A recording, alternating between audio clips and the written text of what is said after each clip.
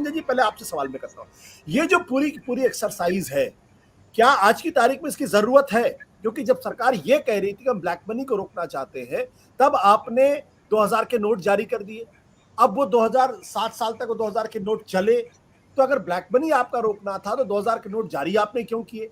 तब आपने कहा था कि नहीं जरूरी था इसलिए हमने कर दिए। तो आज इसके पीछे कोई कारण आपको समझ में आता है कि अगर 2000 के नोट अगर मार्केट में होते भी तो भी क्या फर्क पड़ने वाला था? इसको ऐसे देखें कि मनमोहन सिंह ने नोटबंदी को ऑर्गेनाइज्ड लूट एंड लीगलाइज्ड प्लंडर कहा था और बाद की स्थितियां साबित करती हैं कि वही था।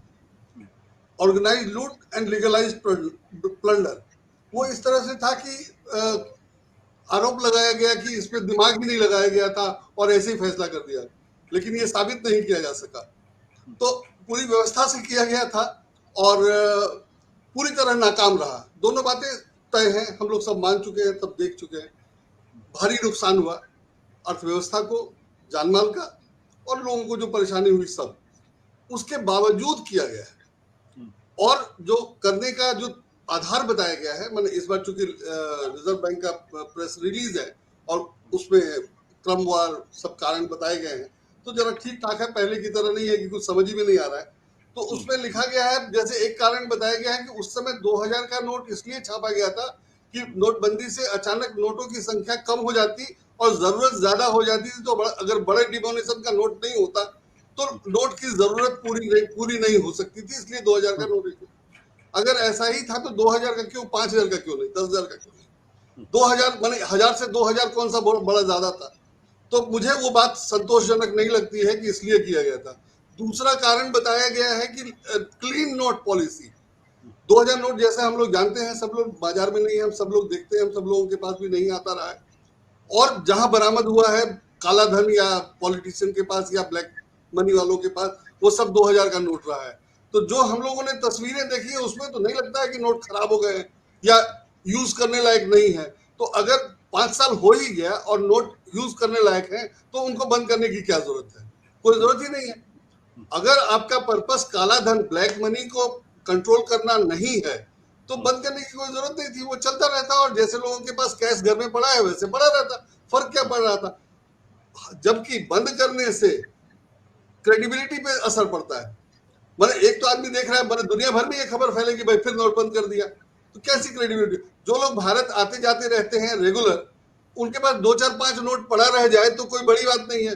भारत सरकार को वो सब नोट क्यों नहीं बदलना चाहिए? वो नैतिक रूप से बाध्य है कि वो उन नोट को बदले, लेकिन रिजर्व बैंक के नोटिस में कुछ ऐसा नहीं कहा गया कि अगर विदेश में आप है तो वहां की ब्रांच में जमा कर दीजिए, वहां भी चेंज हो जाएगा। तो ये नीतिगत गड़बड़ है कि आपने एक तो नोटबंदी कर दी, किसी के बारे में सोचा नहीं, किसी की परेशानी नहीं सोची, उसका फायदा नहीं दिखाई दे रहा है। जो फायदा आप बताते हैं वो होता नहीं है, लोग महसूस नहीं करते हैं, और जो नुकसान है वो जरूरत से ज्यादा है और जिसकी जरूरत नहीं है। एक तो नुकसान है, दूसरी क्रेडिबिलिटी है, भारत सरकार की बदनामी है, मुद्रा की साख खराब होती है, सब कुछ होता है। बदले में मिल क्या रहा है? कुछ नहीं मिल रहा है। मुझे नहीं लगता कि इससे कोई फायदा होना।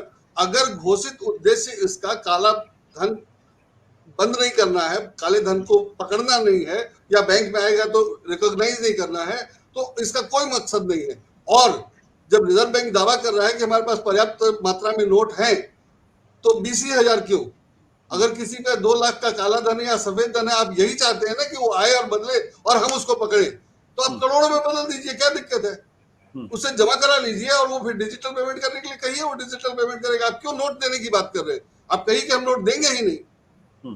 2000 का नोट आप कैश जमा कराइए और आप उससे नेट बैंकिंग करिए, कोई दिक्कत नहीं है, करने देना चाहिए। और आप करोड़ों रुपए एक साथ जमा कराइए, अगर आपके पास है तो जमा कराना चाहिए, तभी तो काला धन सामने आएगा।